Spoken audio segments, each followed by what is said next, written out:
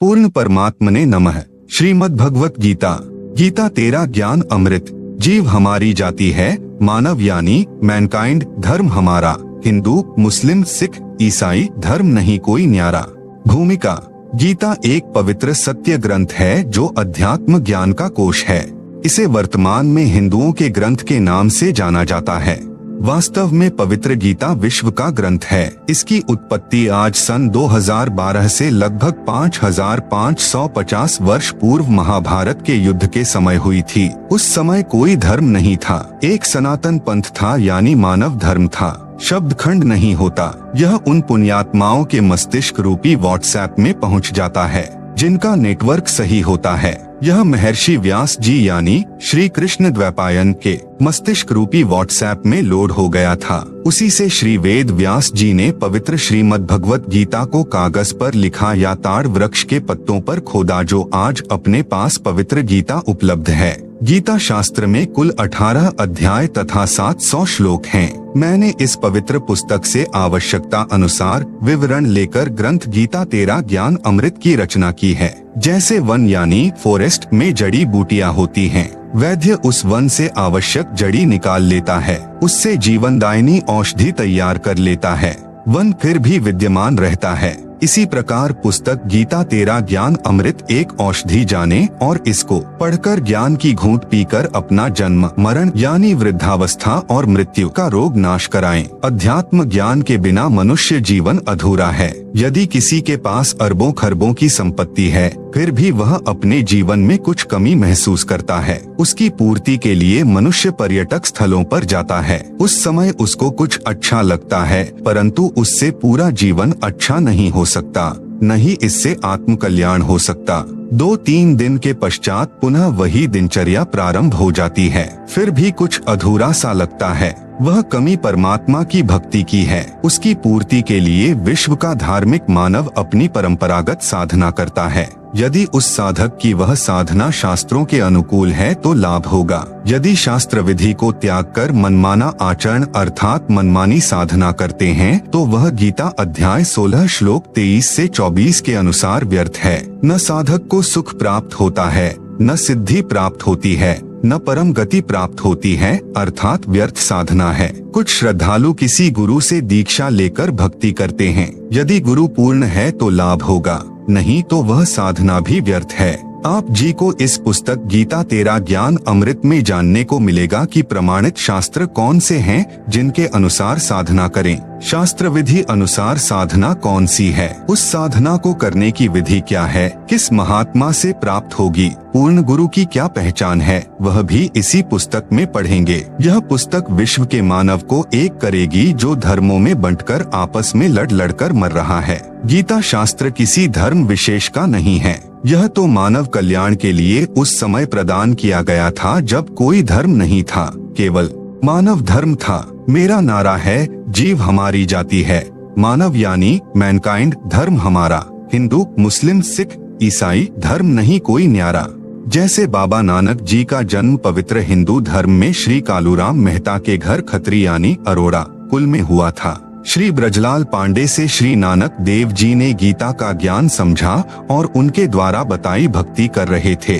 श्री विष्णु तथा श्री शंकर जी की पूजा करते थे। अन्य सर्व देवों की भी भक्ति करते थे, जो हिंदू धर्म में वर्तमान में चल रही है। श्री नानक जी सुल्तानपुर शहर में वहाँ के नवाब के यहाँ मोदी खाने में नौकरी करते थे। शहर से लगभग आधा 1 किलोमीटर दूर बेई नदी बहती थी। प्रतिदिन श्री नानक देव साहेब जी उस दरिया में स्नान करने जाते थे। परमात्मा अच्छी आत्माओं को जो दृढ़ भक्त होते हैं उनको मिलता है। अधिक प्रमाण आप जी इसी पुस्तक में पढ़ेंगे। उसी विधान अनुसार परमात्मा श्री नानक देव साहेब जी को मिले, उनको तत्व ज्ञान बताया, सत्य साधना जो शास्त्रानुकूल है उसका ज्ञान कराया। श्री नानक देव जी की संतुष्टि के लिए उनको अपने साथ ऊपर अपने शाश्वत स्थान अर्थात सच्चखंड में लेकर गए। सर्व ब्रह्मांडों का भ्रमण कराकर यथार्थ भक्ति विधि बताकर सनातन भक्ति को पुनः स्थापित करने का आदेश दिया। 3 दिन पश्चात श्री नानक जी को वापस जमीन पर छोड़ा। उसके पश्चात श्री नानक जी ने हिंदू धर्म में चल रहा मनमाना आचरण बंद करके गीता यानी सप्त श्लोकी गीता शास्त्र अनुसार साधना का प्रचार कर करके यथार्थ भक्ति का प्रचार किया। परमात्मा की सत्य साधना करने के लिए सर्वप्रथम गुरु का होना अति अनिवार्य है।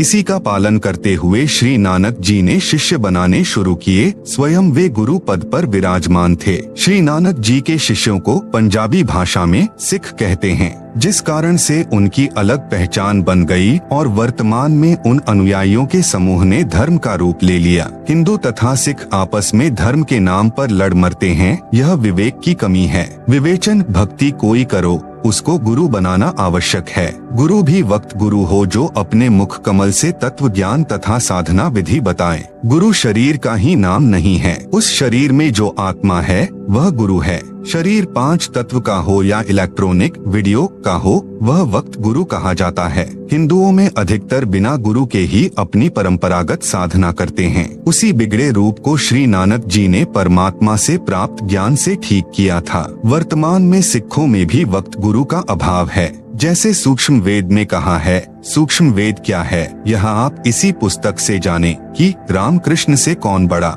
उन्होंने भी गुरु की 3 लोक के वे धनी, गुरु आगे आधीन। भावार्थ, जो हिंदू श्रद्धालु बिना गुरु के मनमाना आचरण करते हैं, उनको कहा है कि आप जी श्री राम तथा श्री कृष्ण जी से बड़ा तो किसी को नहीं मानते हो। वे 3 लोक के धनी अर्थात मालिक होते हुए भी गुरु धारण करके भक्ति किया करते थे तथा अपने अपने गुरुदेव के चरणों में दंडवत प्रणाम किया करते थे। श्री रामचंद्र जी के गुरु जी ऋषि वशिष्ठ जी थे तथा श्री कृष्ण चंद्र जी के गुरु जी ऋषि दुर्वासा जी थे। संदीपनी ऋषि तो अक्षर ज्ञान कराने वाले अध्यापक थे। ऋषि दुर्वासा जी आध्यात्मिक गुरु श्री कृष्ण जी के थे।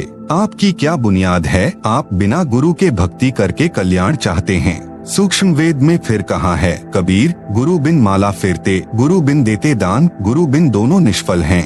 भावे पूछो वेद पुराण। इस पुस्तक में आप जी को और भी अनेक भक्ति के गुर मिलेंगे तथा यथार्थ अध्यात्म ज्ञान व साधना की भी जानकारी होगी। मैं आशा करता हूँ कि यह पुस्तक मानव कल्याण करेगी। मेरी परमेश्वर से विनय है कि हे परमात्मा, मुझ दास के इस प्रयत्न को सफल करना। सर्व प्राणी आप जी के बच्चे हैं, आप जी की आत्मा हैं। इनको यथार्थ भक्ति मार्ग समझ में आए और सर्व मानव अपना जीवन धन्य बनाए। विश्व में शांति हो। सत्य साहिब, दिनांक 8/9/2012।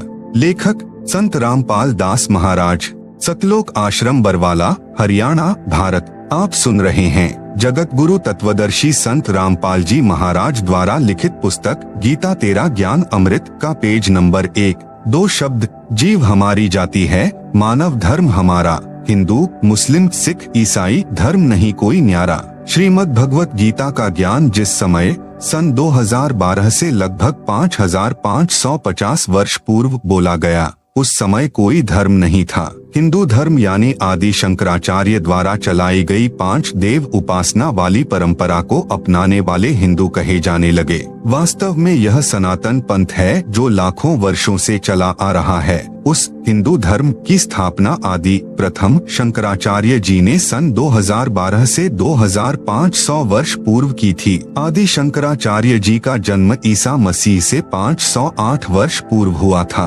8 वर्ष की आयु में उन्हें उपनिषदों का ज्ञान हो गया। 16 वर्ष की आयु में आदि शंकराचार्य जी ने एक विरक्त साधु से दीक्षा ली जो गुफा में रहता था। कई दिन बाहर नहीं निकलता था। उस महात्मा ने आदि शंकराचार्य जी को बताया कि जीव ही ब्रह्म है, अयम आत्मा ब्रह्म का पाठ पढ़ाया तथा चारों वेदों में यही प्रमाण बताया। लोगों ने आदि शंकराचार्य जी से पूछा कि यदि जीव ही ब्रह्म है तो पूजा की क्या आवश्यकता है? आप भी ब्रह्म, हम भी ब्रह्म, ब्रह्म का अर्थ परमात्मा। इस प्रश्न से आदि शंकराचार्य जी असमंजस में पड़ गए। आदि शंकराचार्य जी ने अपने विवेक से कहा कि श्री विष्णु, श्री शंकर की भक्ति करो। फिर 5 देवताओं की उपासना का विधान दृढ़ किया। Number 1 Shri Brahma ji, number 2 Shri Vishnu ji, number 3 Shri Shiv जी, नंबर 4 श्री देवी जी, नंबर 5 श्री गणेश जी। परंतु मूल रूप में इष्ट रूप में तमगुण शंकर जी को ही माना है।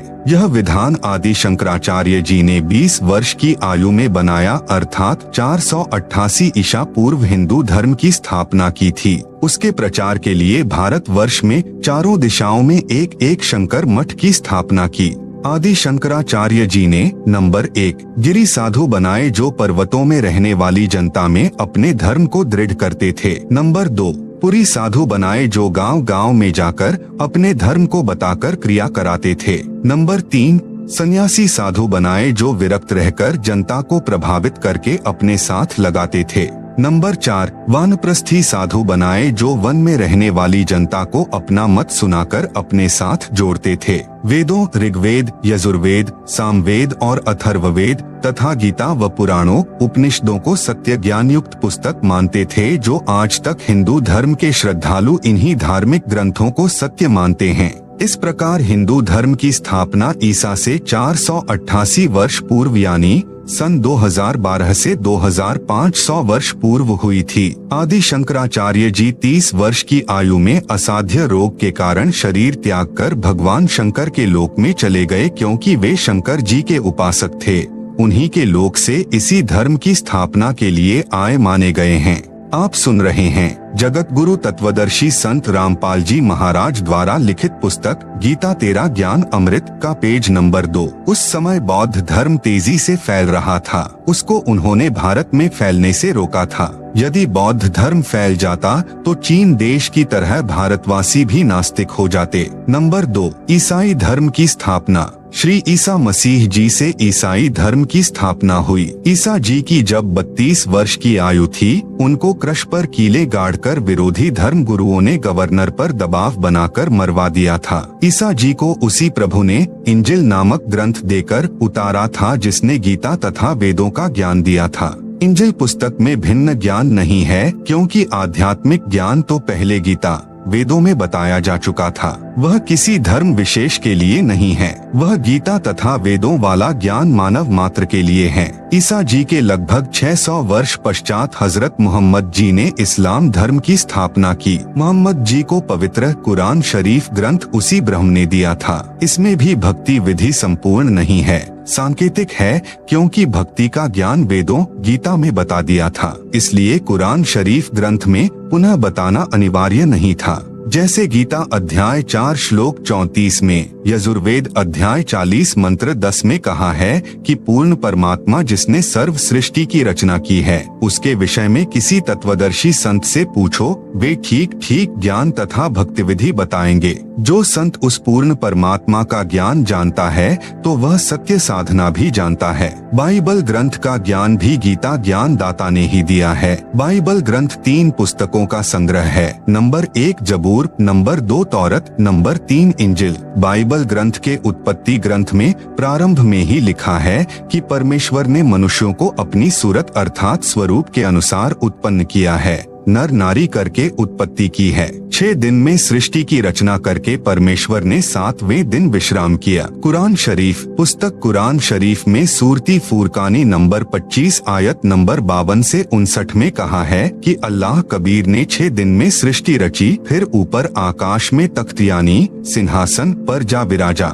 उस परमेश्वर की खबर किसी बाखबर अर्थात तत्वदर्शी संत से पूछो। कुरान के लेख से स्पष्ट है कि कुरान शरीफ का ज्ञान दाता भी उस पूर्ण परमात्मा अर्थात अल्लाहु अकबर यानी अल्लाह कबीर के विषय में पूर्ण ज्ञान नहीं रखता। कुरान शरीफ की सूरती 42 की प्रथम आयत में उन्हीं 3 मंत्रों का सांकेतिक ज्ञान है जो गीता अध्याय 17 श्लोक 23 में है। कहा है कि ब्रह्मणः अर्थात सच्चिदानंद घन ब्रह्म की भक्ति के ओम तत् सत 3 नाम के स्मरण करो। कुरान शरीफ में सूरती 42 की प्रथम आयत में इन्हीं को सांकेतिक इस प्रकार लिखा है, ऐन सीन काफ।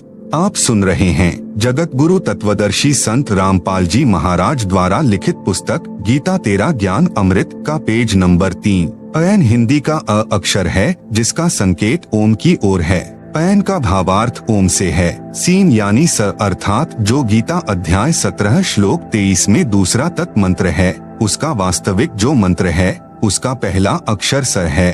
यही ओम प्लस सीन या तत् मिलकर सतनाम 2 मंत्र का बनता है। और कुरान शरीफ में जो तीसरा मंत्र काफ यानी क है, जो गीता अध्याय 17 श्लोक 23 में लिखे 3 नामों में अंतिम सत मंत्र है। जैसे गुरुमुखी में क को कका, ख को खखा तथा ग को गगा, उ को उड़ा, ई को इड़ा कहते तथा लिखते हैं। इसी प्रकार कुरान में अ सह क को लिखा है। सत मंत्र सांकेतिक है, परंतु वास्तविक जो नाम है उसका पहला अक्षर कर है।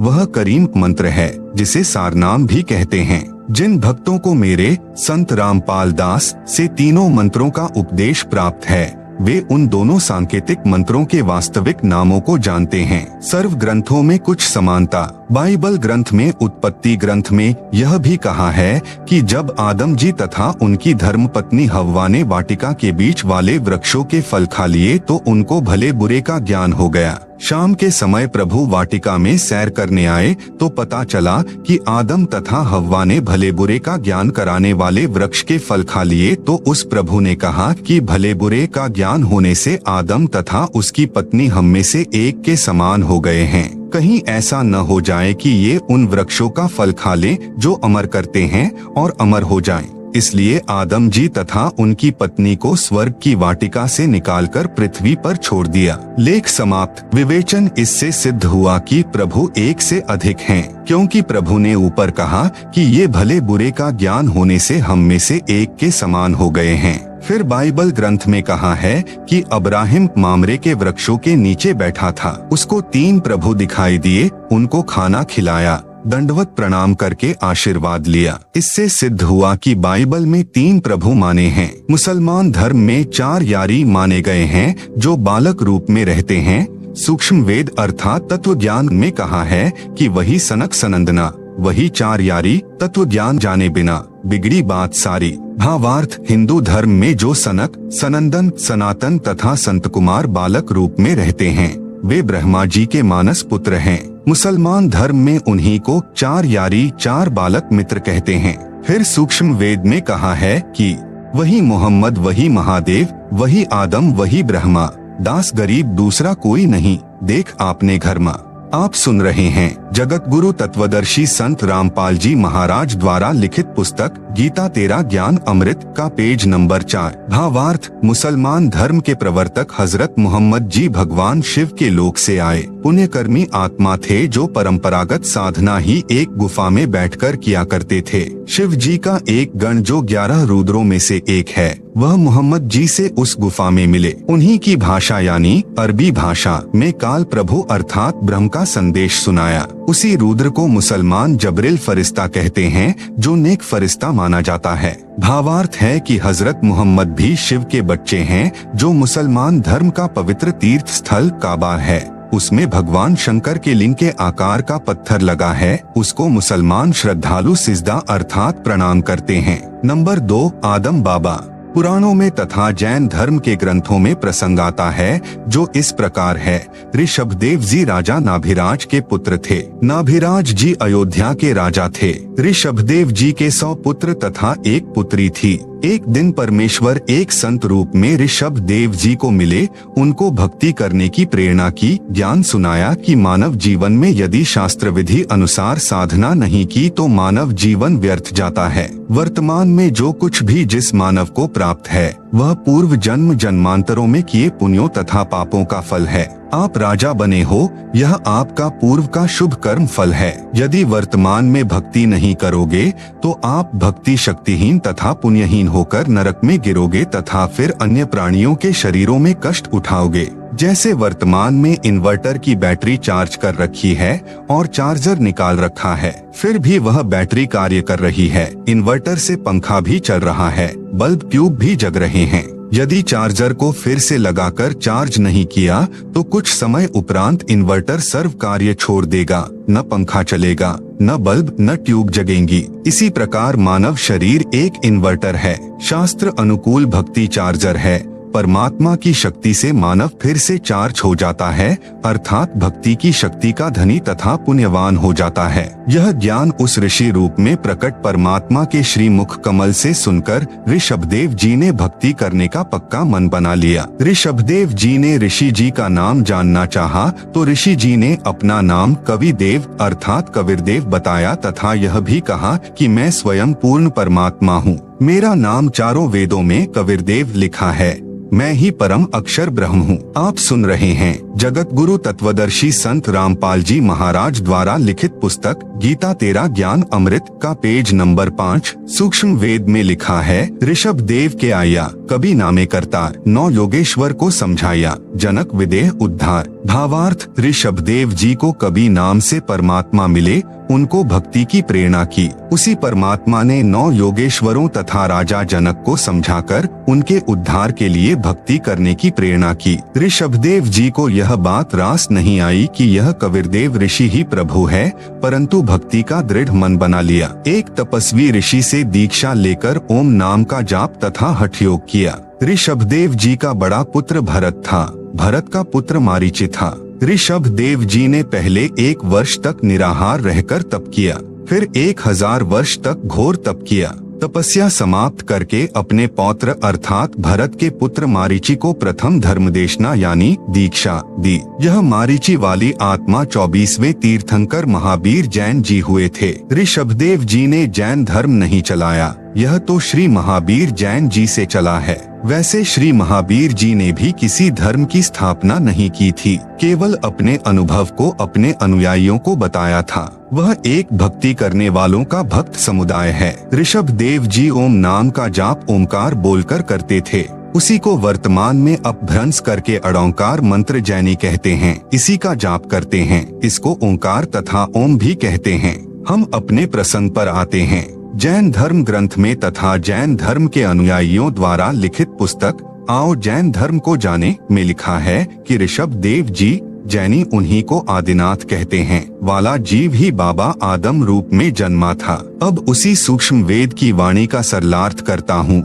वही मोहम्मद, वही महादेव, वही आदम, वही ब्रह्मा, दास गरीब दूसरा कोई नहीं, देख आपने घर माँ। बाबा आदम जी भगवान ब्रह्मा जी के लोक से आए थे, क्योंकि मानव जन्म में की गई साधना के अनुसार प्राणी भक्ति अनुसार ऊपर तीनों देवताओं के लोक में बारी बारी जाता है। अपने पुण्य क्षीण होने पर पुनः पृथ्वी पर संस्कारवश जन्म लेता है। संत गरीब दास जी गांव छुड़ानी जिला झज्जर हरियाणा प्रांत वाले को स्वयं ही वही परमात्मा मिले थे जो ऋषभदेव जी को मिले थे। संत गरीब दास जी ने परमेश्वर के साथ ऊपर जाकर अपनी आँखों से सर्व व्यवस्था को देखा था। फिर बताया है कि आदम जी ब्रह्मा जी के लोक से आए थे, ब्रह्मा के अवतार थे। मुहम्मद जी तमगुण शिव जी के अवतार थे। प्रिय पाठ को अवतार 2 प्रकार के होते हैं। नंबर 1, स्वयं वह प्रभु अवतार लेता है, जैसे श्री राम, श्री कृष्ण आदि के रूप में स्वयं श्री विष्णु जी अवतार धार कर आए थे।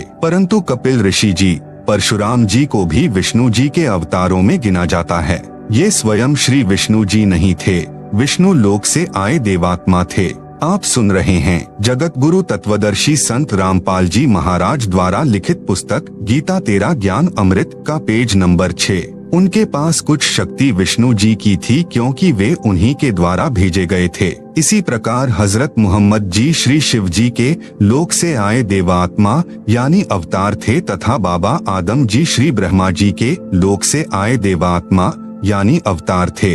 इसी प्रकार ईसा मसीह जी श्री विष्णु जी के लोक से आए देवात्मा यानी अवतार थे। ईसाई श्रद्धालु भी ईसा जी को प्रभु का पुत्र मानते हैं, प्रभु नहीं।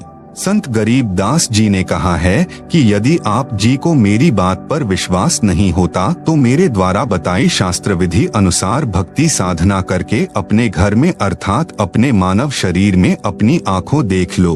भावार्थ है, शरीर की रचना सर्व धर्मों के मनुष्यों की एक जैसी है। तत्व ज्ञान न होने के कारण हम धर्मों में बंट गए। संत गरीब दास जी ने बताया है कि मानव शरीर में परमेश्वर ने भिन्न भिन्न अंग बनाए हैं। रीढ़ की हड्डी अर्थात बैकबोन यानी स्पाइन के अंदर की ओर कंठ तक 5 कमल चक्र बने हैं। कृपया देखें यह चित्र। शरीर यानी पिंड में कमलों यानी चक्रों का चित्र दिया गया है, जिसे आप पुस्तक में देख सकते हैं। नंबर 1 मूल चक्र। यह चक्र रीढ़ की हड्डी के अंत से 1 इंच ऊपर गुदा के पास है। इसका देवता श्री गणेश है। इस कमल की 4 पंखुड़ियां हैं। नंबर 2 स्वाद चक्र। यह मूल कमल से 2 इंच ऊपर रीढ़ की हड्डी के अंदर की ओर चिपका है। इसके देवता श्री ब्रह्मा जी तथा उनकी धर्मपत्नी सावित्री जी हैं। इस कमल की 6 पंखुड़ियां हैं। नंबर 3 नाभि कमल चक्र। यह नाभि के सामने उसी रीढ़ की हड्डी के साथ चिपका है। इसके देवता श्री विष्णु जी तथा उनकी धर्मपत्नी लक्ष्मी जी हैं। इस कमल की 8 पंखुड़ियां हैं। नंबर 4 हृदय कमल चक्र। यह कमल सीने में बने दोनों स्तनों के मध्य में रीढ़ की हड्डी के साथ चिपका है। इसके देवता श्री शिव जी तथा उनकी धर्मपत्नी पार्वती जी हैं। इस कमल की 12 पंखुड़ियां हैं। आप सुन रहे हैं जगत गुरु तत्वदर्शी संत रामपाल जी महाराज द्वारा लिखित पुस्तक गीता तेरा ज्ञान अमृत का पेज नंबर 7। नंबर 5 कंठ कमल। यह कमल छाती की हड्डियों के ऊपर जहां से गला शुरू होता है उसके पीछे रीढ़ की हड्डी के साथ अंत में है। इसकी प्रधान श्री देवी अर्थात दुर्गा जी हैं। इस कमल की 16 पंखुड़ियां हैं। शेष कमल चक्र ऊपर हैं। नंबर 6 संगम कमल या छठा कमल। यह कमल सुषमणा के ऊपर वाले द्वार पर है। इसकी 3 पंखुड़ियां हैं। इसमें सरस्वती रूप में देवी दुर्गा जी निवास करती हैं। एक पंखुड़ी में देवी दुर्गा सरस्वती रूप में रहती है। उसी के साथ में 72 करोड़ उर्वशी यानी सुंदर परियां रहती हैं, जो ऊपर जाने वाले भक्तों को अपने जाल में फंसाती हैं। दूसरी पंखुड़ी में सुंदर युवा नर रहते हैं, जो भक्त मतियों को आकर्षित करके काल जाल में रखते हैं। काल भी अन्य रूप में इन युवाओं का संचालक मुखिया बनकर रहता है। तीसरी पंखुड़ी में स्वयं परमात्मा अन्य रूप में रहते हैं, अपने भक्तों को उनके जाल से मुक्त कराते हैं, ज्ञान सुनाकर सतर्क करते हैं। नंबर 7 त्रिकुटी कमल चक्र। यह दोनों आँखों की भौहों यानी सेलियों के मध्यम में सिर के पिछले हिस्से में अन्य कमलों की ही पंक्ति में ऊपर है। इसका देवता सतगुरु रूप में परमेश्वर ही है। इस कमल की 2 पंखुड़ियां हैं। एक सफेद यानी वर्ण रंग की, दूसरी काले भंवर यानी भंवरे के रंग की पंखुड़ियां हैं। सफेद पंखुड़ी में सतगुरु रूप में सत्य पुरुष का निवास है। काली पंखुड़ी में नकली सतगुरु रूप में काल निरंजन का वास है। नंबर 8 सहस्र कमल चक्र। यह कमल सिर के मध्य भाग से 2 उंगल नीचे अन्य कमलों की ही पंक्ति में है। हिंदू धर्म के व्यक्ति सिर पर बालों की चोटी रखते थे, कुछ अब भी रखते हैं। इसके नीचे वह सहस्र कमल दल है। इसका देवता ब्रह्म है। इसे क्षर पुरुष भी कहते हैं, जिसने गीता व वेदों का ज्ञान कहा है। इस कमल की 1000 पंखुड़ियां हैं। इनको काल ब्रह्म ने प्रकाश से भर रखा है। स्वयं इसी कमल चक्र में दूर रहता है। वह स्वयं दिखाई नहीं देता, केवल पंखुड़ियां चमकती दिखाई देती हैं। अष्ट कमल दल। इस कमल का देवता अक्षर पुरुष है। इसे परब्रह्म भी कहते हैं। इसकी पंखुड़ियां भी 8 हैं। इसकी स्थिति नहीं बताऊंगा, क्योंकि नकली गुरु भी इसको जानकर जनता को भ्रमित कर देंगे। नंबर 9 शंख कमल दल। इस कमल में पूर्ण ब्रह्म अर्थात परम अक्षर ब्रह्म का निवास है। इसकी शंख पंखुड़ियां है। इसकी स्थिति भी नहीं बताऊंगा, कारण ऊपर लिख दिया है। जो चित्र में दिखाए हैं, इनमें छठा कमल तथा 9वां कमल नहीं दिखाया है। कारण यही है कि विद्यार्थियों की धीरे धीरे ज्ञान वृद्धि की जाती है। कमलों का गहरा रहस्य है। यह कबीर सागर के सारांश में लिखा है। आप सुन रहे हैं जगत गुरु तत्वदर्शी संत रामपाल जी महाराज द्वारा लिखित पुस्तक गीता तेरा ज्ञान अमृत का पेज नंबर 8। शरीर में ये कमल ऐसा कार्य करते हैं जैसे टेलीविजन में चैनल लगे हैं। उन चैनलों में से जिस भी चैनल को चालू करोगे उस पर कार्यक्रम दिखाई देगा। वह कार्यक्रम चल तो रहा है स्टूडियो में, दिख रहा है टीवी में। इसी प्रकार प्रत्येक कमल का फंक्शन है। इन कमलों को चालू करने के मंत्र हैं, जो यह दास यानी संत रामपाल दास जाप करने को देता है। प्रथम बार दीक्षा इन्हीं चैनलों को खोलने की दी जाती है। मंत्रों की शक्ति से सर्व कमल ऑन यानी चालू हो जाते हैं। फिर साधक अपने शरीर में लगे चैनल में उस देव के धाम को देख सकता है, वहाँ के सर्व दृश्य देख सकता है। इसलिए संत गरीब दास जी ने कहा है कि आप अपने शरीर के चैनल ऑन यानी चालू करके स्वयं देख लो कि आदम जी आपको ब्रह्मा के लोक से आए दिखाई देंगे, क्योंकि वहाँ पर सर्व रिकॉर्ड उपलब्ध है। जैसे वर्तमान में यूट्यूब है, इसी प्रकार प्रत्येक देव के लोक में आप जो पूर्व में हुई घटना देखना चाहें आप देख सकते हैं। इसी प्रकार हजरत मोहम्मद जी आपको शिव जी के लोक से आए दिखाई देंगे। इसी प्रकार ईसा जी भी श्री विष्णु जी के लोक से आए दिखाई देंगे। मक्का महादेव का मंदिर है।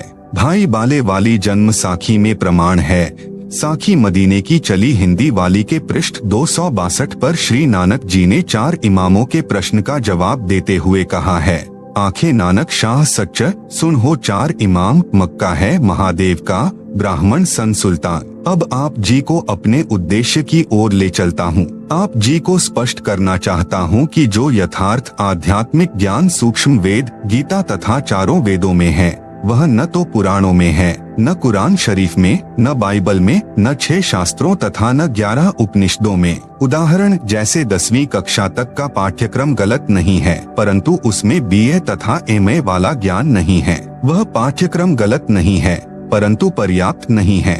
समझने के लिए इतना ही पर्याप्त है। अन्य उदाहरण गीता अध्याय 2 श्लोक 46 में कहा है कि अर्जुन बड़े जलाशय यानी झील की प्राप्ति के पश्चात छोटे जलाशय यानी तालाब, जोहड़ में जितनी आस्था रह जाती है, उसी प्रकार पूर्ण परमात्मा का संपूर्ण ज्ञान होने के पश्चात अन्य ज्ञान तथा भगवानों में वैसी ही आस्था रह जाती है। जिस समय गीता ज्ञान कहा गया था, उस समय सर्व मानव जलाशयों के आसपास बसते थे, वर्षा होती थी, तालाब भर जाते थे। पूरे वर्ष उसी जलाशय से मानव स्वयं पानी पीते थे, पशुओं को उसी से पिलाते थे। आप सुन रहे हैं जगत गुरु तत्वदर्शी संत रामपाल जी महाराज द्वारा लिखित पुस्तक गीता तेरा ज्ञान अमृत का पेज नंबर 9। उसके 2 भाग कर लिए जाते थे। यदि एक वर्ष वर्षा न होती तो छोटे जलाशयों पर आश्रित व्यक्तियों को संकट हो जाता था, त्राही त्राही मच जाती थी। झील बहुत बड़ा गहरा जलाशय होता है, जिसका पानी 10 वर्ष वर्षा न हो तो भी समाप्त नहीं होता। यदि किसी व्यक्ति को झील वाला जलाशय मिल जाए तो वह तुरंत छोटे जलाशय को छोड़कर उस झील के किनारे बसेरा कर लेता था। इसी प्रकार आप जी को इस पवित्र पुस्तक गीता तेरा ज्ञान अमृत में वह झील वाला जलाशय प्राप्त है। अतिशीघ्र इसके किनारे आकर बसेरा करें और अपना मानव जीवन सुखी करें। कृपा पिएं इस ज्ञान अमृत को और अमर हो जाएं। हिंदू कहते हैं कि मुसलमान सर्व विपरीत साधना करते हैं। हम उदय होते सूर्य को प्रणाम करते हैं, मुसलमान अस्त होते सूर्य को सलाम करते हैं। विवेचन दोनों का आशय सही है, परंतु विवेक की कमी है। हिंदू उदय होते सूर्य को धन्यवाद करते हैं कि हे प्रकाश के देवता, आपका धन्यवाद करते हैं, आपने काली रात के पश्चात उजाला दिया, जिससे हम अपना निर्वाह कार्य कर सकेंगे। आप ऐसे ही हम पर कृपा बनाए रखना। मुसलमान जानते हैं कि सुबह तो सूर्य देव का धन्यवाद हमारे बड़े भाइयों हिंदुओं ने हम सबकी मंगल कामना करते हुए कर दिया। सूर्य अस्त होते समय हम सूर्य का धन्यवाद कर देते हैं कि हे प्रकाश करने वाले सूर्य, आपने हम सर्व जीवों को प्रकाश प्रदान करके हम पर बड़ा उपकार किया। हम आपका धन्यवाद करते हैं। आप कल फिर इसी प्रकार कृपा करना। आप भी अल्लाह अकबीर की रचना हो और हम भी उसी की संतान हैं। वास्तव में न तो मुसलमान सूर्य की पूजा करते हैं, न हिंदू। दोनों पक्ष पूर्व पश्चिम की ओर मुख करके सुबह हिंदू तथा शाम को मुसलमान परमात्मा की भी पूजा करते हैं। पूजा केवल पूर्ण परमात्मा की करनी चाहिए। अन्य देवों फरिश्तों का आदर करना चाहिए। अधिक ज्ञान के लिए आगे पढ़े गीता का सत्य सार इसी पुस्तक में। निवेदन इसी पुस्तक के अंत में पृष्ठ 204 पर गीता प्रेस गोरखपुर से प्रकाशित श्री जयदयाल गोयंदका जी द्वारा अनुवादित गीता के संबंधित अध्यायों के श्लोकों की फोटोकॉपी लगाई है, ताकि आप जी सत्य को तुरंत जान सकें और आप जी को प्रमाण देखने के लिए अन्य गीता खरीदने की आवश्यकता न पड़े। लेखक संत रामपाल दास। आप सुन रहे हैं जगत गुरु तत्वदर्शी संत रामपाल जी महाराज द्वारा लिखित पुस्तक गीता तेरा ज्ञान अमृत का पेज नंबर 10। गीता का सत्य सार। गीता यानी श्रीमद् भगवत गीता। प्रश्न नंबर 1, गीता का ज्ञान कब तथा किसने किसको सुनाया, किसने लिखा? कृपया विस्तार से बताएं। उत्तर, श्रीमद् भगवत गीता का ज्ञान श्री कृष्ण जी के शरीर में प्रवेश करके काल भगवान ने, जिसे वेदों व गीता में ब्रह्म नाम से भी जाना जाता है, अर्जुन को सुनाया। जिस समय कौरव तथा पांडव अपनी संपत्ति अर्थात दिल्ली के राज्य पर अपने अपने हक का दावा करके युद्ध करने के लिए तैयार हो गए थे, दोनों की सेनाएं आमने सामने कुरुक्षेत्र के मैदान में खड़ी थी। अर्जुन ने देखा कि सामने वाली सेना में भीष्म पितामह, गुरु द्रोणाचार्य, रिश्तेदार, कौरवों के बच्चे, दामाद, बहनोई, ससुर आदि आदि लड़ने मरने के लिए खड़े हैं। कौरव और पांडव आपस में चचेरे भाई थे। अर्जुन में साधु भाव जागृत हो गया तथा विचार किया कि जिस राज्य को प्राप्त करने के लिए हमें अपने चचेरे भाइयों, भतीजों, दामादों, बहनोइयों, भीष्म पितामह जी तथा गुरुजनों को मारेंगे, यह भी नहीं पता कि हम कितने दिन संसार में रहेंगे। इसलिए इस प्रकार से प्राप्त राज्य के सुख से अच्छा तो हम भिक्षा मांगकर अपना निर्वाह कर लेंगे, परंतु युद्ध नहीं करेंगे। यह विचार करके अर्जुन ने धनुष बाण हाथ से छोड़ दिया तथा रथ के पिछले भाग में बैठ गया। अर्जुन की ऐसी दशा देखकर श्री कृष्ण बोले, देख ले सामने किस योद्धा से आपने लड़ना है। अर्जुन ने उत्तर दिया कि हे कृष्ण, मैं किसी कीमत पर भी युद्ध नहीं करूंगा। अपने उद्देश्य तथा जो विचार मन में उठ रहे थे उनसे भी अवगत कराया। उसी समय श्री कृष्ण जी में काल भगवान प्रवेश कर गया, जैसे प्रेत किसी अन्य व्यक्ति के शरीर में प्रवेश करके बोलता है। ऐसे काल ने श्री कृष्ण के शरीर में प्रवेश करके श्रीमद्भगवत गीता का ज्ञान युद्ध करने की प्रेरणा करने के लिए तथा कलयुग में वेदों को जानने वाले व्यक्ति नहीं रहेंगे। इसलिए चारों वेदों का संक्षिप्त वर्णन व सारांश गीता ज्ञान रूप में 18 अध्यायों में 700 श्लोकों में सुनाया। श्री कृष्ण को तो पता नहीं था कि मैंने क्या बोला था गीता ज्ञान में। ब्रह्मा कुमारी पंथ वाले इसी काल ब्रह्म को निराकार शिव बाबा कहते हैं। उनका भी कहना है कि गीता का ज्ञान शिव बाबा ने किसी वृद्ध के शरीर में प्रवेश करके बोला था। यह शिव बाबा ब्रह्मा कुमारी वालों का पूज्य प्रभु है। कुछ वर्षों के बाद वेद व्यास ऋषि ने इस अमृत ज्ञान को संस्कृत भाषा में देवनागरी लिपि में लिखा। बाद में अनुवादकों ने अपनी बुद्धि के अनुसार इस पवित्र ग्रंथ का हिंदी तथा अन्य भाषाओं में अनुवाद किया, जो वर्तमान में गीता प्रेस गोरखपुर यूपी से प्रकाशित किया जा रहा है। उसकी फोटोकॉपियां इसी पुस्तक के पृष्ठ 204 से 357 तक लगी हैं। आप सुन रहे हैं जगत गुरु तत्वदर्शी संत रामपाल जी महाराज द्वारा लिखित पुस्तक गीता तेरा ज्ञान अमृत का पेज नंबर 11। प्रश्न आज यानी सन 2012 तक तो यह सुनने में आया है कि गीता जी का ज्ञान श्री कृष्ण ने बोला। आपने बताया कि श्री कृष्ण के शरीर में प्रवेश करके काल ने गीता ज्ञान कहा और श्री कृष्ण को तो पता ही नहीं था कि उन्होंने क्या ज्ञान कहा था। यह असत्य प्रतीत होता है, कोई प्रमाण बताएं। उत्तर, आपको ढेर सारे प्रमाण देते हैं जिनसे स्वसिद्ध हो जाता है कि गीता शास्त्र का ज्ञान काल ने कहा। सर्वप्रथम गीता से ही प्रमाणित करता हूँ। प्रमाण नंबर 1, गीता अध्याय 10 में जब गीता ज्ञान दाता ने अपना विराट रूप दिखा दिया तो उसको देखकर अर्जुन कांपने लगा, भयभीत हो गया। यहाँ पर यह बताना भी अनिवार्य है कि अर्जुन का साला श्री कृष्ण था, क्योंकि श्री कृष्ण की बहन सुभद्रा का विवाह अर्जुन से हुआ था।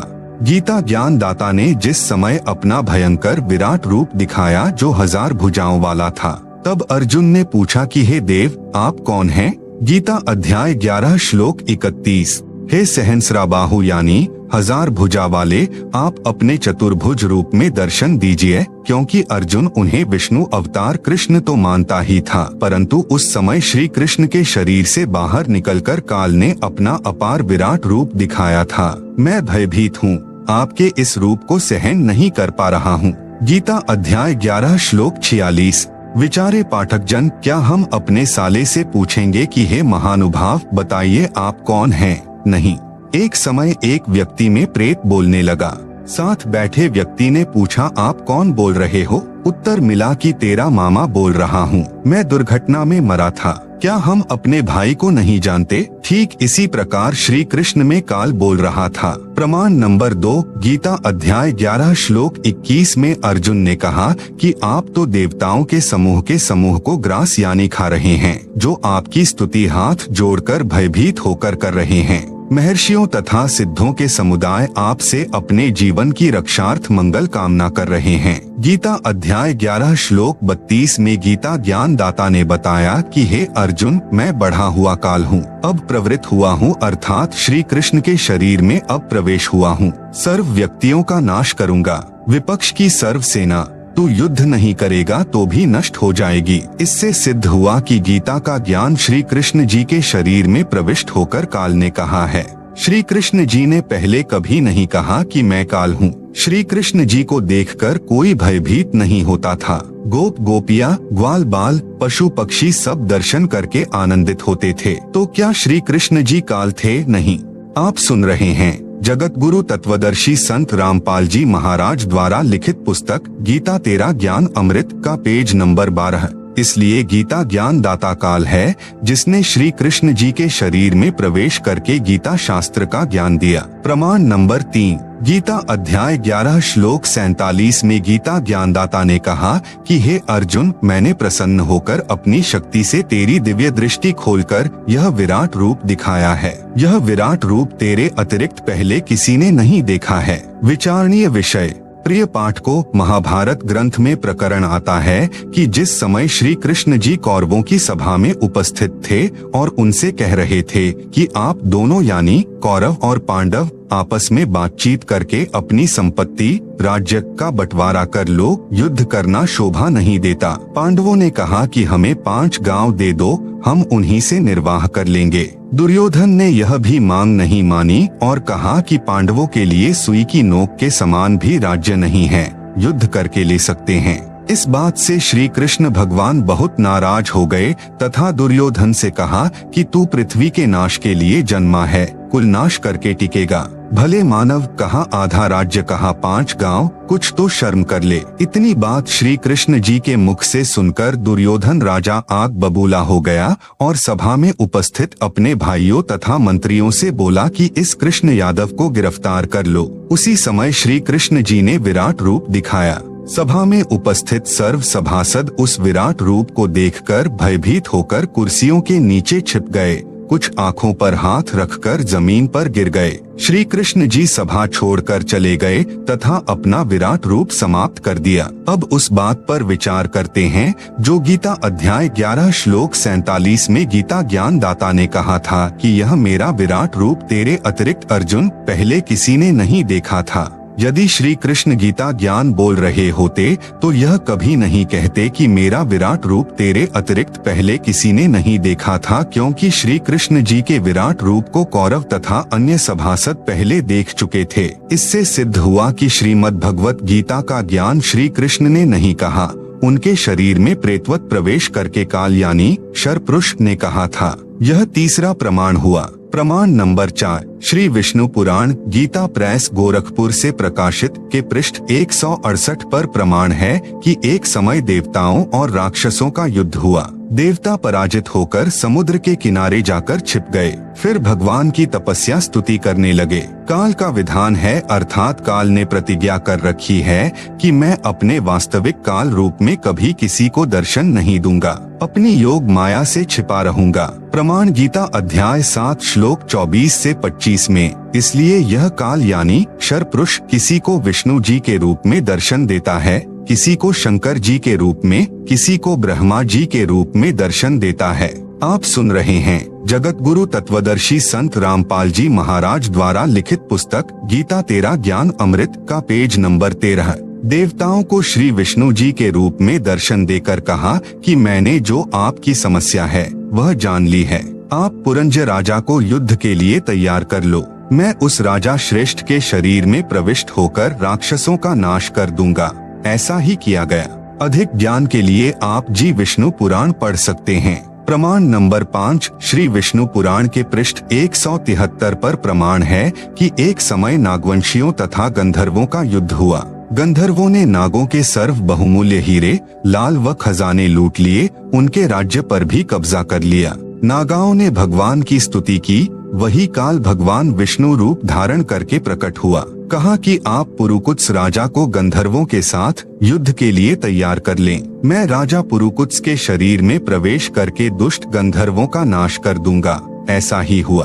उपरोक्त विष्णु पुराण की दोनों कथाओं से स्पष्ट हुआ यानी प्रमाणित हुआ कि यह काल भगवान यानी शर पुरुष इस प्रकार अव्यक्त यानी गुप्त रहकर कार्य करता है। इसी प्रकार इसने श्री कृष्ण जी में प्रवेश करके गीता का ज्ञान कहा है। प्रमाण नंबर 6, महाभारत ग्रंथ में गीता प्रेस गोरखपुर यूपी से प्रकाशित में भाग 2 पृष्ठ 800 से 801 पर लिखा है कि महाभारत के युद्ध के पश्चात राजा युधिष्ठिर को राजगद्दी पर बैठाकर श्री कृष्ण जी ने द्वारिका जाने की तैयारी की। तब अर्जुन ने श्री कृष्ण जी से कहा कि आप वह गीता वाला ज्ञान फिर से सुनाओ, मैं उस ज्ञान को भूल गया हूँ। श्री कृष्ण जी ने कहा कि हे अर्जुन, आप बड़े बुद्धिहीन हो, बड़े श्रद्धाहीन हो। आपने उस अनमोल ज्ञान को क्यों भुला दिया? अब मैं उस ज्ञान को नहीं सुना सकता क्योंकि मैंने उस समय योग युक्त होकर गीता का ज्ञान सुनाया था। विचार करें, युद्ध के समय योग युक्त हुआ जा सकता है तो शांत वातावरण में योग युक्त होने में क्या समस्या हो सकती है? वास्तव में यह ज्ञान काल ने श्री कृष्ण में प्रवेश करके बोला था। श्री कृष्ण जी को स्वयं तो वह गीता ज्ञान याद नहीं। यदि वे वक्ता थे तो वक्ता को तो सर्व ज्ञान याद होना चाहिए। श्रोता को तो प्रथम बार में 40% ज्ञान याद रहता है। इससे सिद्ध है कि गीता का ज्ञान श्री कृष्ण जी में प्रवेश होकर काल यानी शरपुरुष ने बोला था। उपरोक्त प्रमाणों से स्पष्ट हुआ कि श्रीमद् भगवत गीता का ज्ञान श्री कृष्ण ने नहीं कहा। उनको तो पता ही नहीं कि क्या कहा था। श्री कृष्ण जी के शरीर में प्रवेश करके काल पुरुष यानी शरपुरुष ने बोला था। प्रश्न 2, काल पुरुष कौन है? उत्तर, इसके लिए पढ़ें सृष्टि रचना जो पृष्ठ 120 पर लिखी है। प्रश्न 3, काल भगवान अर्थात ब्रह्म अविनाशी है या जन्मता मरता है? उत्तर, जन्मता मरता है। आप सुन रहे हैं जगत गुरु तत्वदर्शी संत रामपाल जी महाराज द्वारा लिखित पुस्तक गीता तेरा ज्ञान अमृत का पेज नंबर 14। प्रश्न नंबर 4, कहाँ प्रमाण है? उत्तर, श्रीमद् भगवत गीता अध्याय 2 श्लोक 12, गीता अध्याय 4 श्लोक 5, गीता अध्याय 10 श्लोक 2 में गीता ज्ञान दाता स्वयं स्वीकार करता है कि मेरी भी जन्म व मृत्यु होती है, मैं अविनाशी नहीं हूँ। कहा है कि हे अर्जुन, तेरे और मेरे बहुत जन्म हो चुके हैं, तू नहीं जानता, मैं जानता हूँ। तू, मैं और ये राजा लोग व सैनिक पहले भी थे, आगे भी होंगे। यह न जान कि हम केवल वर्तमान में ही हैं। मेरी उत्पत्ति को न तो देवता लोग जानते और न ही ऋषिजन, क्योंकि यह सब मेरे से उत्पन्न हुए हैं। इससे सिद्ध हुआ कि गीता ज्ञान दाता काल पुरुष अविनाशी नहीं है, इसलिए इसको क्षर पुरुष कहा जाता है। प्रश्न 5, क्या ब्रह्मा, विष्णु तथा शिव अविनाशी हैं? उत्तर, नहीं, ये नाशवान हैं। इनकी भी जन्म मृत्यु होती है। ब्रह्मा, विष्णु तथा शिव जी के माता पिता भी हैं। प्रश्न 6, कोई प्रमाण बताओ, माता पिता का नाम भी बताओ। उत्तर, श्री देवी महापुराण गीता प्रेस गोरखपुर से प्रकाशित के 3 स्कंद पृष्ठ 123 पर श्री विष्णु जी ने अपनी माता दुर्गा की स्तुति करते हुए कहा है कि हे मातः, आप शुद्ध स्वरूपा हो, सारा संसार आप से ही उद्भाषित हो रहा है, हम आपकी कृपा से विद्यमान है। मैं, ब्रह्मा और शंकर तो जन्मते मरते हैं, हमारा तो अविर्भाव यानी जन्म तथा तिरोभाव यानी मृत्यु हुआ करता है, हम अविनाशी नहीं हैं। तुम ही जगत जननी और सनातनी देवी हो और प्रकृति देवी हो। शंकर भगवान बोले, हे माता, विष्णु के बाद उत्पन्न होने वाले ब्रह्मा जब आपका पुत्र है, तो क्या मैं तमोगुणी लीला करने वाला शंकर तुम्हारी संतान नहीं हुआ, अर्थात मुझे भी उत्पन्न करने वाली तुम ही हो। इस देवी महापुराण के उल्लेख से सिद्ध हुआ कि श्री ब्रह्मा जी, श्री विष्णु जी तथा श्री शंकर जी को जन्म देने वाली माता श्री दुर्गा देवी यानी अष्टंगी देवी है और तीनों नाशवान हैं। श्री ब्रह्मा जी, श्री विष्णु जी तथा श्री शिव जी का पिता कौन है? प्रमाण, श्री शिव महापुराण गीता प्रेस गोरखपुर से प्रकाशित में इनके पिता का ज्ञान है। श्री शिव महापुराण के रुद्र संहिता खंड में पृष्ठ 100 से 110 तक निम्न प्रकरण है। अपने पुत्र नारद जी के प्रश्न का उत्तर देते हुए श्री ब्रह्मा जी ने कहा कि हे पुत्र, आपने सृष्टि के उत्पत्तिकर्ता के विषय में जो प्रश्न किया है उसका उत्तर सुन। प्रारंभ में केवल एक सद्ब्रह्म ही शेष था, सब स्थानों पर प्रलय था। उस निराकार परमात्मा ने अपना स्वरूप शिव जैसा बनाया, उसको सदाशिव कहा जाता है। उसने अपने शरीर से एक स्त्री निकाली, वह स्त्री दुर्गा, जगदम्बिका, प्रकृति देवी तथा त्रिदेव ब्रह्मा, विष्णु तथा शिव की जननी कहलाई, जिसकी 8 भुजाएं हैं। इसी को शिवा भी कहा है। आप सुन रहे हैं जगत गुरु तत्वदर्शी संत रामपाल जी महाराज द्वारा लिखित पुस्तक गीता तेरा ज्ञान अमृत का पेज नंबर 15। श्री विष्णु जी की उत्पत्ति। सदाशिव और शिवा यानी दुर्गा ने पति पत्नी रूप में रहकर एक पुत्र की उत्पत्ति की, उसका नाम विष्णु रखा। श्री ब्रह्मा जी की उत्पत्ति। श्री ब्रह्मा जी ने बताया कि जिस प्रकार विष्णु जी की उत्पत्ति शिव तथा शिवा के संयोग भोग विलास से हुई है, उसी प्रकार शिव और शिवा ने मेरी भी उत्पत्ति की। नोट, यहाँ पर शिव को काल ब्रह्म जाने, शिवा को दुर्गा जाने। प्रिय पाठ को इस रुद्र संहिता खंड में शंकर जी की उत्पत्ति का प्रकरण नहीं है, यह अनुवादकर्ता की गलती है। वैसे देवी पुराण में शंकर जी ने स्वयं स्वीकारा है कि मेरा जन्म दुर्गा यानी प्रकृति से हुआ है। श्री शंकर जी भी शिव तथा शिवा का पुत्र है। श्री शिव महापुराण के विधवेश्वर संहिता खंड पृष्ठ 24 से 30 पर प्रमाण। एक समय श्री ब्रह्मा जी तथा श्री विष्णु जी का इस बात पर युद्ध हो गया कि ब्रह्मा जी ने कहा, मैं तेरा पिता हूँ क्योंकि यह संसार मेरे से उत्पन्न हुआ है, मैं प्रजापिता हूँ। विष्णु जी ने कहा कि मैं तेरा पिता हूँ, तू मेरे नाभि कमल से उत्पन्न हुआ है। दोनों एक दूसरे को मारने के लिए तत्पर हो गए। उसी समय सदाशिव अर्थात काल ब्रह्म ने उन दोनों के बीच में एक सफेद रंग का प्रकाशमय स्तंभ खड़ा कर दिया। फिर स्वयं शंकर के रूप में प्रकट होकर उनको बताया कि तुम कोई भी कर्ता नहीं हो। हे पुत्रों, मैंने तुमको जगत की उत्पत्ति और स्थिति रूपी 2 कार्य दिए हैं। इसी प्रकार मैंने शंकर और रुद्र को 2 कार्य संहार व तिरोगति दिए हैं। मुझे वेदों में ब्रह्म कहा है। मेरे 5 मुख हैं। एक मुख से अकार यानी अ, दूसरे मुख से उकार यानी उ तथा तीसरे मुख से मकार यानी म, चौथे मुख से बिंदु तथा 5वें मुख से नाद यानी शब्द प्रकट हुए हैं। उन्हीं 5 अव्ययों से एकीभूत होकर एक अक्षर ओम बना है। यह मेरा मूल मंत्र है। उपरोक्त शिव महापुराण के प्रकरण से सिद्ध हुआ कि श्री ब्रह्मा जी, श्री विष्णु जी तथा श्री शंकर जी की माता श्री दुर्गा देवी यानी अष्टंगी देवी है तथा पिता सदाशिव अर्थात काल ब्रह्म है, जिसने श्रीमद् भगवत गीता का ज्ञान श्री कृष्ण जी में प्रवेश करके बोला था। इसी को क्षर पुरुष, क्षर ब्रह्म भी कहा गया है। यही प्रमाण श्रीमद् भगवत गीता अध्याय 14 श्लोक 3 से 5 में भी है कि रज यानी रजगुण ब्रह्मा, सत यानी सतगुण विष्णु, तम यानी तमगुण शंकर, तीनों गुण प्रकृति अर्थात दुर्गा देवी से उत्पन्न हुए हैं। प्रकृति तो सब जीवों को उत्पन्न करने वाली माता है। मैं यानी गीता ज्ञानदाता सब जीवों का पिता हूँ। मैं दुर्गा यानी प्रकृति के गर्भ में बीज स्थापित करता हूँ, जिससे सबकी उत्पत्ति होती है। आप सुन रहे हैं जगत गुरु तत्वदर्शी संत रामपाल जी महाराज द्वारा लिखित पुस्तक गीता तेरा ज्ञान अमृत का पेज नंबर 16। प्रश्न नंबर 7, यह कहाँ प्रमाण है कि रजगुण ब्रह्मा है, सतगुण विष्णु तथा तमगुण शंकर है? उत्तर नंबर 1, श्री मार्कंडेय पुराण सचित्र मोटा टाइप गीता प्रेस गोरखपुर से प्रकाशित के 123 पृष्ठ पर कहा है कि रजगुण ब्रह्मा जी, सतगुण विष्णु तथा तमगुण शंकर तीनों ब्रह्म की प्रधान शक्तियां हैं। ये ही 3 देवता हैं, ये ही 3 गुण हैं। नंबर 2, श्री देवी महापुराण संस्कृत व हिंदी अनुवाद श्री वेंकटेश्वर प्रेस बम्बई से प्रकाशित में 3 स्कंद अध्याय 5 श्लोक 8 में लिखा है कि शंकर भगवान बोले, हे माता, यदि आप हम पर दयालु हैं तो मुझे तमोगुण ब्रह्मा रजोगुण तथा विष्णु सतोगुण युक्त क्यों किया?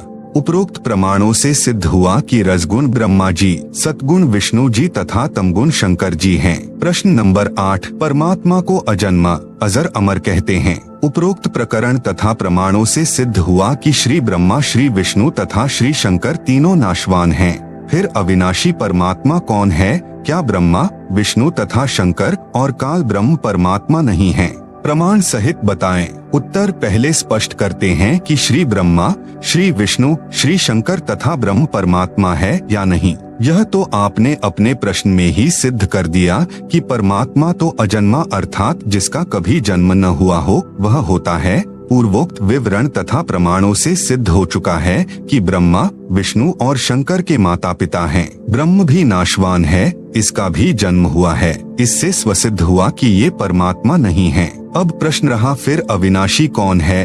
इसके उत्तर में श्रीमद् भगवत गीता से ही प्रमाणित करते हैं कि अविनाशी परमात्मा गीता ज्ञान देने वाले ब्रह्म से अन्य है। श्रीमद् भगवत गीता अध्याय 2 श्लोक 12, गीता अध्याय 4 श्लोक 5, गीता अध्याय 10 श्लोक 2 में गीता ज्ञान दाता ने अपनी स्थिति स्पष्ट कर दी कि मेरी उत्पत्ति हुई है, मैं जन्मता मरता हूँ। अर्जुन, मेरे और तेरे बहुत जन्म हो चुके हैं, मैं भी नाशवान हूँ। गीता अध्याय 2 श्लोक 17 में भी कहा है कि अविनाशी तो उसको जान जिसको मारने में कोई भी सक्षम नहीं है और जिस परमात्मा ने सर्व की रचना की है। अविनाशी परमात्मा का यह प्रथम प्रमाण हुआ। प्रमाण नंबर 2, श्रीमद् भगवत गीता अध्याय 15 श्लोक 16 से 17 में 3 पुरुष यानी प्रभु कहे हैं। गीता अध्याय 15 श्लोक 16 में कहा है कि इस लोक में 2 पुरुष प्रसिद्ध हैं, क्षर पुरुष तथा अक्षर पुरुष, ये दोनों प्रभु तथा इनके अंतर्गत सर्व प्राणी नाशवान हैं। आत्मा तो सबकी अमर है। आप सुन रहे हैं जगत गुरु तत्वदर्शी संत रामपाल जी महाराज द्वारा लिखित पुस्तक गीता तेरा ज्ञान अमृत का पेज नंबर 17। गीता अध्याय 15 श्लोक 17 में कहा है कि उत्तम पुरुष अर्थात पुरुषोत्तम तो कोई अन्य ही है, जिसे परमात्मा कहा गया है, जो तीनों लोकों में प्रवेश करके सबका धारण पोषण करता है। वह वास्तव में अविनाशी है। गीता अध्याय 7 श्लोक 29 में कहा है कि जो साधक केवल जरा यानी वृद्धावस्था, मरण यानी मृत्यु, दुख से छूटने के लिए प्रयत्न करते हैं, वे तत् ब्रह्म को जानते हैं, सब कर्मों तथा संपूर्ण अध्यात्म से परिचित हैं। गीता अध्याय 8 श्लोक 1 में अर्जुन ने पूछा कि तत् ब्रह्म क्या है। गीता ज्ञान दाता ने अध्याय 8 श्लोक 3 में उत्तर दिया कि वह परम अक्षर ब्रह्म है, अर्थात परम अक्षर पुरुष है। पुरुष कहो चाहे ब्रह्म। गीता अध्याय 15 श्लोक 17 में जो उत्तम पुरुष है तो अन्य परमात्मा इति उदाहृतः कहा है, वह परम अक्षर ब्रह्म है, इसी को पुरुषोत्तम कहा है। शंका समाधान। गीता अध्याय 15 श्लोक 18 में गीता ज्ञान दाता ने कहा है कि मैं उन सर्व प्राणियों से उत्तम अर्थात शक्तिमान हूँ जो मेरे 21 ब्रह्मांडों में रहते हैं, इसलिए लोकवेद अर्थात दंत कथा के आधार से मैं पुरुषोत्तम प्रसिद्ध हूँ। वास्तव में पुरुषोत्तम तो गीता अध्याय 15 श्लोक 17 में स्पष्ट कर दिया। उत्तम पुरुष अर्थात पुरुषोत्तम तो क्षर पुरुष यानी गीता ज्ञानदाता तथा अक्षर पुरुष जो 7 शंख ब्रह्मांडों का स्वामी है से अन्य ही है, वही परमात्मा कहा जाता है। वह सर्व का धारण पोषण करता है, वास्तव में अविनाशी है। वह परम अक्षर ब्रह्म है जो असंख्य ब्रह्मांडों का मालिक है, जो सर्व सृजनहार है, कुल का मालिक है, अर्थात परमात्मा है। प्रश्न नंबर 9, अक्षर का अर्थ अविनाशी होता है। आपने गीता अध्याय 15 श्लोक 16 में भी अक्षर पुरुष को भी नाशवान बताया है, कृपया स्पष्ट करें। उत्तर, यह सत्य है कि अक्षर का अर्थ अविनाशी होता है, परंतु प्रकरणवश अर्थ अन्य भी होता है। गीता अध्याय 15 श्लोक 16 में कहा है कि क्षर और अक्षर ये दो पुरुष यानी प्रभु इस लोक में हैं। ये दोनों तथा इनके अंतर्गत जितने जीव हैं वे नाशवान हैं, आत्मा किसी की भी नहीं मरती। फिर गीता अध्याय 15 श्लोक 17 में स्पष्ट किया है कि पुरुषोत्तम तो उपरोक्त दोनों प्रभुओं से अन्य है, वही अविनाशी है, वही सबका धारण पोषण करने वाला वास्तव में अविनाशी है। गीता अध्याय 8 श्लोक 3 में तत् ब्रह्म को परम अक्षर ब्रह्म कहा है। अक्षर का अर्थ अविनाशी है, परंतु यहाँ परम अक्षर ब्रह्म कहा है। इससे भी सिद्ध हुआ कि अक्षर से आगे परम अक्षर ब्रह्म है, वह वास्तव में अविनाशी है।